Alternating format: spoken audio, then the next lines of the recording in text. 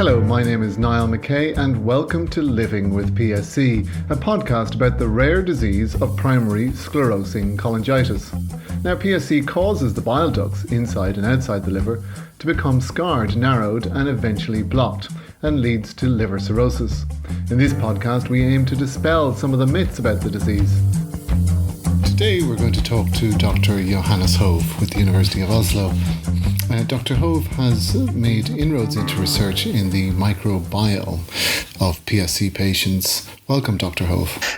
Thank you very much for the invitation to join here today. I am Johannes Hov. I'm a professor of gastroenterology at the University of Oslo and a senior consultant in gastroenterology, working here in the department focusing mostly actually on transplant hepatology. And I have a research group where it has a main focus on PSC and the microbiome. Wonderful, thank you. And would you like to tell us what the microbiome is? Well, we're not alone in this world. All our surfaces are actually covered by microbes. So when we talk about the microbiome, then we actually talk about all the microbes and actually all the microbes and all the genes of the microbes that on the surface that surrounds us or in a particular environment. And on our bodies, the highest density of microbes is in the gut, and in particular in the large intestine, where you have a huge number of microbes. And the majority of these are bacteria, and you could speculate that there could be like 100,000 billion bacteria in our guts. But in addition, you have fungi, viruses, etc. So that we perhaps know even less about than about the bacteria. So when we talk about the microbiome or the gut microbiome, we talk about all the microbes in the gut. And what we are interested in is really then to understand who is there, what do they do, and how do they affect our health? Yeah, I believe it's kind of like an orchestra, isn't it? There's the violin section, there's the cello section, there's the bassoon and all that, and if one member of the orchestra is not behaving, then the product, which is music, can be bad. Is that a correct analogy? Well, yes. Well, it's an interesting way of describing, framing it. You could definitely say it like that, at least, and that's one of the hypotheses that we base our work on. That we think actually that changes in the microbiome may have bad effects on our health, but exactly how that works and is a bit hard to know actually, but it's also so I think that these are definitely communities like an orchestra. So this means also that I think it's that if, for instance, one part of the orchestra is missing or is becoming smaller, then there are other groups that will probably take that niche. So you have, because usually the different bugs depend on each other. So the loss of one thing could actually have also more major consequences on the global composition here. Yes, I understand, and I believe was it due to this Japanese study that there's the discovery of the Klebsiella microorganism. Yes, I think the study of the group where the first author was called Nakamoto has been a great interest, and in particular they focused on a bacterium called Klebsiella pneumonia, but also a few other bacteria. I can describe just briefly how they did this. Sure. And what they were interested in was really to understand how or why or what in the microbiome is influencing primary sclerosing cholangitis, or at least biliary disease.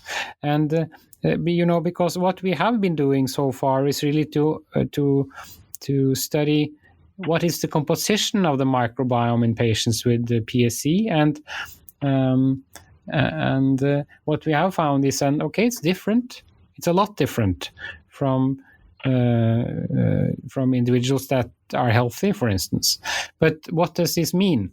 And that's really the big question. Is it causing disease, or is it caused by disease, or is it at all relevant for how disease progresses? So what they did in this study is that they had mice, at least the key experiments of the paper is that they had mice that develop biliary disease, and they do this because they feed them with like an irritant or toxicant that make inflammation of the bile ducts and fibrosis.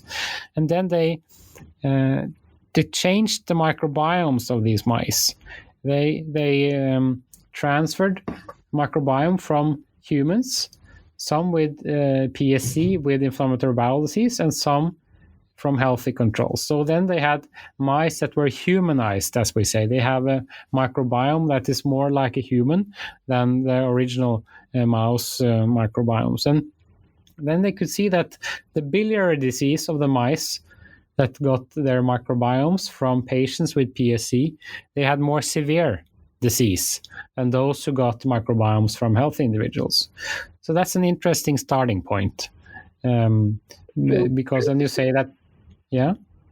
So what they think is happening, or what you think is happening, is that the microorganism within the gut is producing maybe a toxin or something that is somehow traveling to the liver. Is that correct? Well, there are many ways of thinking about it. If you just consider this observation, then that there's definitely something then in the microbiome that makes, in this case, the biliary disease in the mouse worse. Then how could that be? And there are there are several possible explanations, but one hypothesis is actually that there are one or a few bacteria that are really driving it, that they have some particular effect, more like an infectious disease hypothesis, right? Where you think, oh, there is a bug and it makes a disease, and then that's the problem. The other alternative is more looking at let's say, the global functions of the microbiome, because it's really a biochemical factory, and they handle everything we eat, and there are lots of byproducts there, and these byproducts, at least some of them, are probably taken up in our bodies and may influence our organs. So either you can think of a more direct effect of one or a few bugs, or actually like byproducts or metabolites that are generated by the bacteria could influence the disease. And this is what they wanted to study further in these mice. Yeah, so you recently did a study yourself, didn't you, at the University of Oslo about the presence or lack of microbiome or microbes in the stomach of PSC patients. Is that correct? Yes, we have been working over some years. So what we have been doing all along is comparing the microbiomes of PSC patients with control individuals, and we have been studying typically the microbiome of feces or stool, and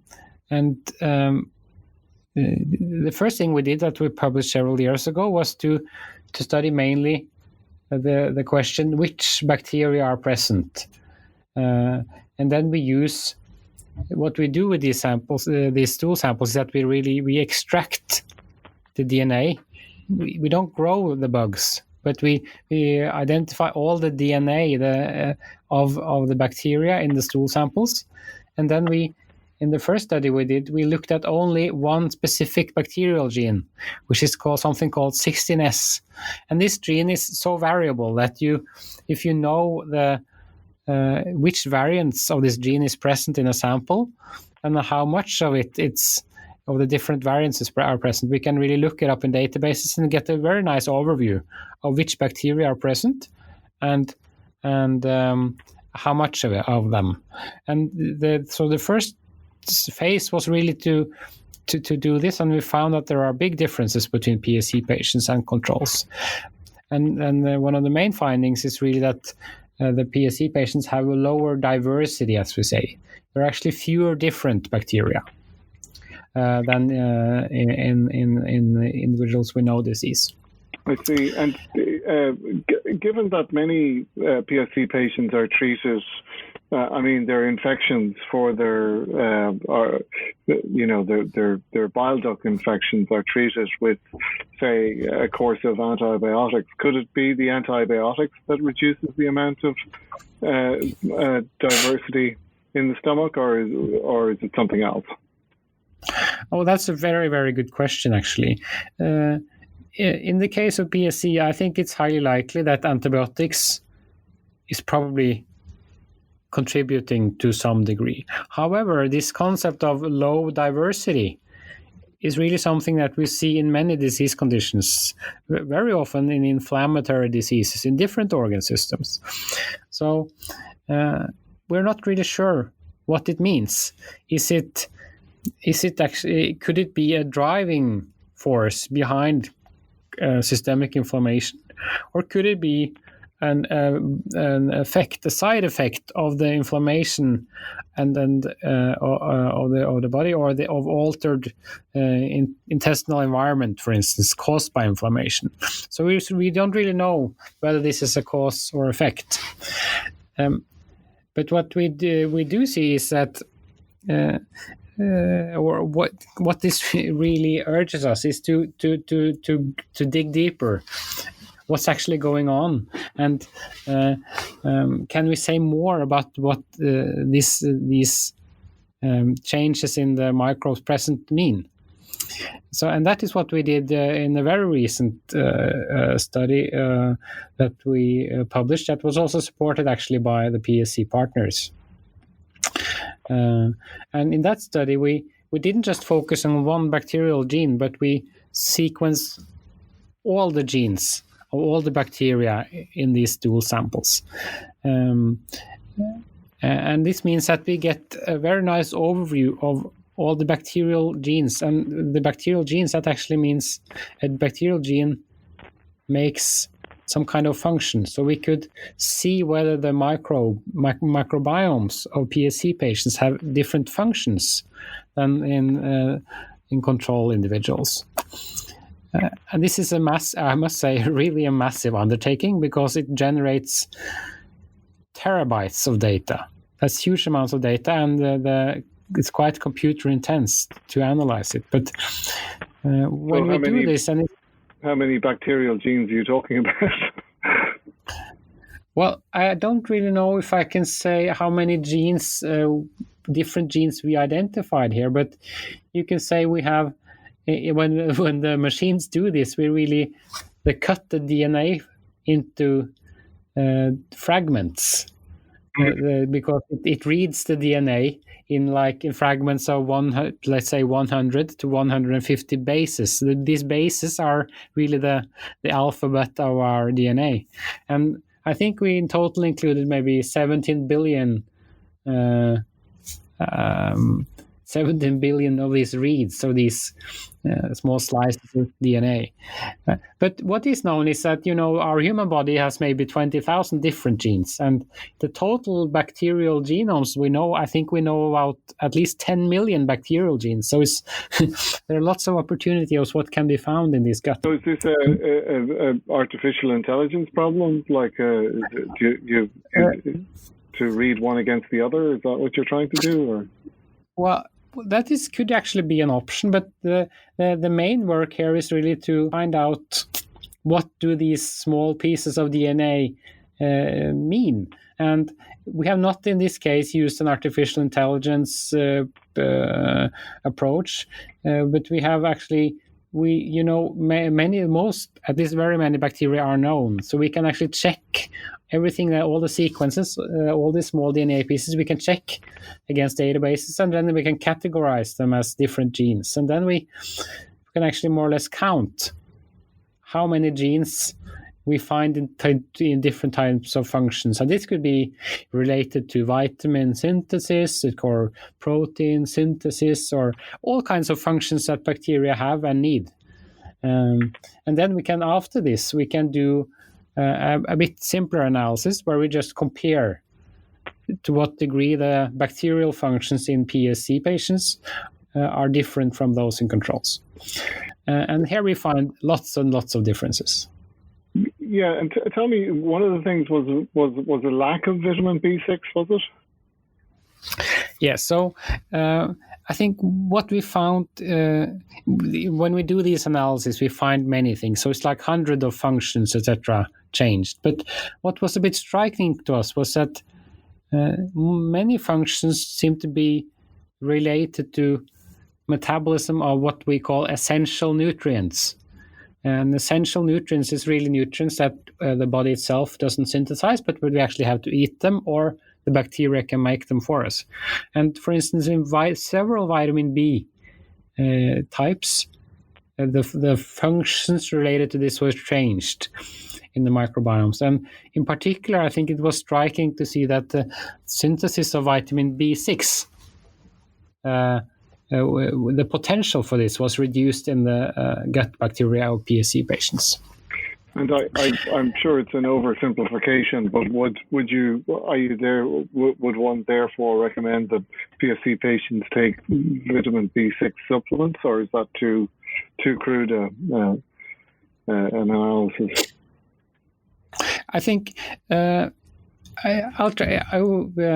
talk a bit about this. Just explain a bit more what we did with this finding. So the majority of vitamins we eat. But it seems like the gut probably contributes also a bit to what we get, whatever our body needs of vitamins. Some is also produced in the gut. That means that if gut bacteria produce less, then probably we need to eat more. But that's an assumption. And then we try to look at this by measuring vitamins in the blood of the PSC patients, and it definitely seems like at least subgroups of the patients have reduced levels. And we also wonder whether this could relate to severity of disease. But then the interpretation of this is a bit difficult, and we are really studying this further now to see if we can verify this observation that there is actually a deficiency of vitamin B6 in PSC, at least in some PSC patients. And so far, I think we are always eager to go on and change practice, etc. But so far, I think it's a bit early to say that patients with PSC should take vitamin B6. That said, that in general, patients with liver disease, in particular, patients with a bit advanced liver disease, very often are known to have some vitamin B deficiencies, and those should probably use general vitamin B pills, who have like a selection of vitamins that are to get adequate levels, because also other vitamin Bs are often changed when you have liver disease beyond your own, let's say, beyond a certain state. Are we certain that the microbiome is creating PSC, or are we only certain that everybody who has PSC has an altered microbiome? I think we're all eager to find out, is the microbiome causing disease? But that's actually a very, very difficult question. And even in these mouse models where you transfer the microbiomes from patients with PSC to mice, and they get more severe biliary disease. When they transferred the microbiomes to mice without biliary disease, they didn't get biliary disease by themselves. They had some activation of immune cells in their livers, but it's not like the PSC microbiome itself was enough to generate disease in the mice. So I think what these data, what we know so far suggests is that the microbiomes are definitely different. And I think we have evidence that the microbiome in PSC may be a factor that influence the disease. And then I think about disease activity, etc. But to what degree and which factors are really important, I think that's too early to say. Possibly one of the other factors that could affect it is the composition of the bile acid in the bile. Is that true? Yeah, well, that's a good question. Also, what kind of disease is PSC? So you have like one main theory is that it's really an autoimmune disease. I think definitely there is some autoimmunity here. That that there is our immune system is really making inflammation in the bile, and then you can have one other important hypothesis is really that it's the bile is changed and it has like a toxic effect, and that's what driving disease. And you could have combinations of these. I think you will find that I don't think we have too strong evidence that the composition of bile acids itself is what started or what created the disease. I see. More like a symptom rather than a cause. Yeah. Well, but because this is just based on kind of there are too little data actually just measuring the bile acids in patients and in controls to see these are really major differences that could be changing it. But there is fairly strong a hypothesis or with some data suggesting that there are, as the disease goes along, there are like could be at least some kind of toxicity of what's going on in the bile that's also influencing the disease process. But there are also things regarding the bile composition that could be relevant, and that's really that you have bacteria in the bile. I think quite a lot of PSC patients are colonized with bacteria in the bile ducts. Mm-hmm. And some, of course, get also infections. Quite a lot get biliary infections. And this has at least has some effect, probably, on how the disease progresses. But whether that was something that started the process, or whether this was something that came along because of the disease, it's also a bit hard to tell. So, as a scientist, I'm very interested in what started and what caused the disease. But I think it may be, when it comes to the therapy and so on, that it is as important to find out what modifies the disease. Whether we could modify the bile composition, or is it relevant to modify the microbiome, for instance, to see if it changes the disease? Now, given that your stomach and liver, if you like, is a chemical factory, for the want of a better phrase. Yeah.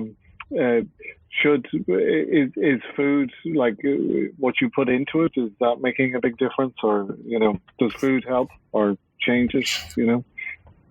That's really a very important question, and also unfortunately something that at least for a particular disease we know far too little about. But I think this is really one of the reasons why we started looking at the microbiome at some point, because I have a background looking at genetics, and of course there are some genetic risk factors for the disease, but we cannot really change them, and the effect of these genes is too small to make it relevant really to change any genes in PSC. However, in the microbiome we really have a system that you could potentially change, and if that is good for the disease, then that would be great. And of course, diet is probably a critical factor when it comes to the composition of the microbiome. And in general, we do know very well that, for instance, if you have large changes in in your diet. For instance, a major increase in non-digestible fibers. This will create a niche for bacteria that digest these fibers, for instance. And you could have also other changes of diet that would influence the microbiome, and also, of course, also influence which byproducts or metabolites you generate from what you eat. So, and here is a huge potential. Unfortunately, for PSC, we know very little about what patients eat. I must say that we are already at there. We are, we have really deficient of knowledge, and we have, I would say, zero knowledge on, so far at least, on whether particular diets influence disease. But this is really where where it becomes attractive to focus on the microbiome, because you could imagine to advise particular diets if you have the disease, or you could advise particular diets if you are in the risk of disease. For instance, if you have inflammatory bowel disease, it would be great if we knew which diet would make it less likely that you get primary sclerosing cholangitis, for instance. And is it, I guess I'm wandering off the area of science. I'm going to talk to the Brigham Young study probably in the next couple of weeks about their investigating diet, I think there. But I mean, is it a diet high in fiber? The problem with that is, though, that if people also have ulcerative colitis, a high fiber diet may not suit them very well. But is it, and we've heard this, and I think it's kind of a pop science, as why people are into their smoothies and all that kind of stuff. But a diet very rich in, say, in green vegetables, is that, are these things likely to affect it or not? This is an important question again. I think just to explain why fibers could be a beneficial thing is that fibers is an important source for bacteria of nutrients that they make to generate what we call small short-chain fatty acids like butyrate. And there's lots of interest in these short-chain fatty acids because they are important nutrients to the mucosa, to the lining of the gut, and they also influence actually the immune cells of the gut. And are those when you say that, are you talking about, like, what foods are you talking about? I think there's it's different plant derived non-digestible fibers. I know really specificity there. I don't think I would go into any particular vegetables, really, because I think in this case it's still a bit hypothetical that this will help us.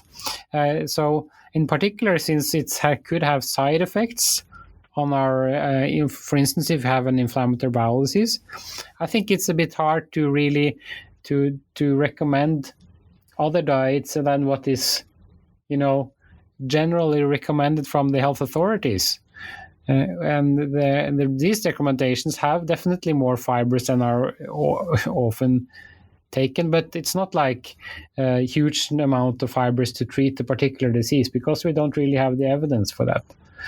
Yep. What I was trying to explain is really that if we look at our, say, for instance, our microbiome study, we see that there is a reduction in some of these bacteria that produce these butyrate, for instance, to make these short-chain fatty acids.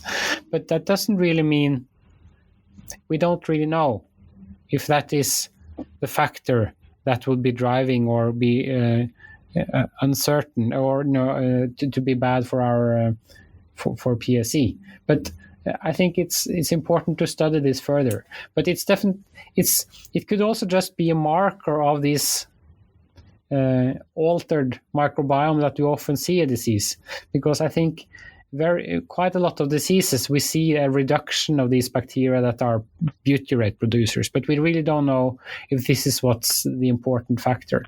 It could very well be that there are completely different byproducts and with the different sources in our diets that are important, actually. I know a lot of PSC patients are on a daily antibiotic, small daily dose of antibiotics to keep the infection in the bile duct at bay, but I'm not saying it's being caused by antibiotics, but or that the lack of microbiome in the stomach is caused by antibiotics, but it is definitely an affecting factor.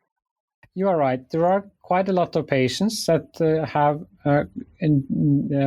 on daily antibiotics, and I think for many this is because they have recurrent infections that there is no other means of avoiding, or and in this case, this is really where we are left, right? So you have to, but that will probably be. Then you have a fairly problematic disease, and you just have to do what's possible to avoid these infections, and that's really the main priority. Yeah. I think in other cases, there is actually a lot of interest also in antibiotics for a more early disease, because on the assumption that it could be beneficial for PSC and reduce the risk of later liver transplantation, etc. And specifically vancomycin, I suppose, has been recommended. Yeah, in particular, it's a lot of interest related to vancomycin, which is based on, I would say, mostly on individual case reports or case series, but there are also some small studies that are randomized, etc., but are short term and mainly looking at how vancomycin influences liver biochemistry. And I think this is, I would say, a promising area, but there's really a need here to have longer studies where you follow patients for some time and see how it goes with the actual liver disease. And because the use of long-term antibiotics, when it's not really indicated, for instance, because of indications, I would say that's a very strong intervention where we are very, I would say, uncertain about how the side effects of that could be, because it really alters, that definitely alters the microbiomes, because the huge parts of the microbiome is really suppressed by vancomycin. And then other bacteria will grow instead. I think it's also interesting, of course, as a way of understanding what's going on, of course. So there is I think there is a large study ongoing on vancomycin, and it will be important to see this finished, because we need to know whether this works on the disease. And it could also tell us whether manipulating the microbiome is really influencing disease. But it's hard to know whether the antibiotics in the early stage, whether that would have an effect by changing the gut microbiome, or whether it has an effect actually because it keeps the bile duct sterile or something like this. Both is actually possible. And it's also possible that it more or less modifies the immune system somehow. So I think it's a promising area, but we need to know more, I think, before I would advise anyone to use it, actually chronically early on. End of the day, in quite a lot of conditions, I think gut microbiome and treatment of it may be a relevant thing. It will be of interest to follow the microbiome field. For instance, the concept of fatigue, which is a major problem in many inflammatory diseases, and also in PSC and IBD, and things like this. These are questions that we need to ask, and hopefully, or maybe at least, we could find some answers here. Well, Dr. Hov, we're very grateful for the work that you do. It's very important to all of us, of course, the PSC Partners. So thank you very much for your time, and thanks very much. Is there anything that I didn't ask you that you'd like to add? Well, thank you very much for inviting me to join here. I think I really like to kind of finish off by saying that I think this is a field of great opportunity and hope, but our aim of our research is really to see, can we find out something crucial about the disease that we could that could make us change clinical practice? And we really hope that will be possible within not too many years, but it's probably not the solution to everything. But hopefully we can do something to improve the clinical practice, and then we should be, I think, reasonably satisfied. I understand. Yeah, because it's a complex illness, and we have there are many factors to it. Yeah. Well, thank you very much for your time. It's been great talking to you, and we look forward to checking in with you again sometime soon, hopefully. Well, I'm afraid that's all the time we have for this week. For more information about PSC and for a list of people and topics we'll be covering in the near future, please go to www.pscpartners.org. That's www.pscpartners.org. PSC Partners is a non-profit organisation dedicated to providing education and support to primary sclerosing cholangitis patients. There is information and resources on the website. There is a conference once a year. There is a private Facebook group that you can also join. Also, please join our patient registry. This is an anonymous database that provides research support to the medical community who are researching this disease. Thank you very much for listening.